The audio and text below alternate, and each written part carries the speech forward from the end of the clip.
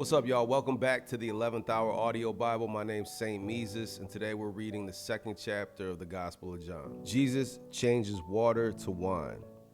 On the third day, a wedding took place at Cana in Galilee.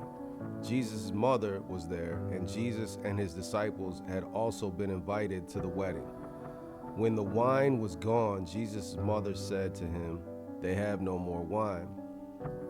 "Dear woman, why do you involve me?" Jesus replied. "My time has not yet come." His mother said to his servants, "Do whatever he tells you." Nearby stood 6 stone water jars, the kind used by the Jews for ceremonial washing, each holding from 20 to 30 gallons. Jesus said to the servants, "Fill the jars with water." So they filled them to the brim. Then he told them, "Now draw some out and take it to the master of the banquet." They did so, and the master of the banquet tasted the water that had been turned into wine. He did not realize where it came from, though the servants who had drawn the water knew. Then he called the bridegroom aside and said, "Everyone brings out the choice wine first, and then the cheaper wine after the guests have had too much to drink. But you have saved the best till now." This, the first of his miraculous signs, Jesus performed at Cana in Galilee. He thus revealed his glory, and his disciples put their faith in him.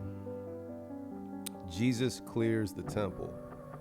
After this, he went down to Capernaum with his mother and brothers and his disciples. There they stayed for a few days. When it was almost time for the Jewish Passover, Jesus went up to Jerusalem. In the temple courts, he found men selling cattle, sheep, and doves, and others sitting at tables exchanging money. So he made a whip out of cords and drove all from the temple area, both sheep and cattle. He scattered the coins of the money changers and overturned their tables. To those who sold doves, he said, "Get these out of here. How dare you turn my Father's house into a market?" His disciples remembered that it was written, "Zeal for your house will consume me." When the Jews demanded of him, "What miraculous sign can you show us to prove your authority to do all this?" Jesus answered them, "Destroy this temple, and I will raise it again in 3 days." The Jews replied, "It has taken 46 years to build this temple, and you are going to raise it in 3 days?" But the temple he had spoken of was his body.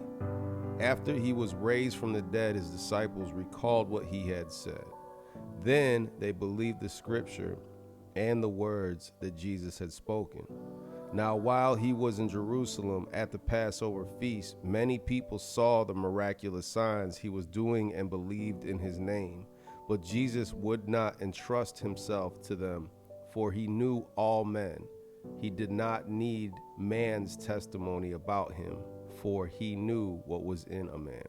All right, so that wraps it up for chapter 2. If you guys missed chapter 1, I posted it really late last night. So if you want to check that out, I'll put a link for it in the description. Also, besides that, if there's any verses in here or sections in the scripture that of today's reading that stood out to you for any reason, if you want to comment about that below, let me know. I'll be reading through those. And also, if you have any prayer requests, please put them down in the comments. I'll do my very best to read them. There's nothing, magical or special about my prayers particularly, but I believe that there's strength in numbers, and we come together and pray for each other. God hears the prayers of his saints. So I love y'all, and I hope you have a blessed day.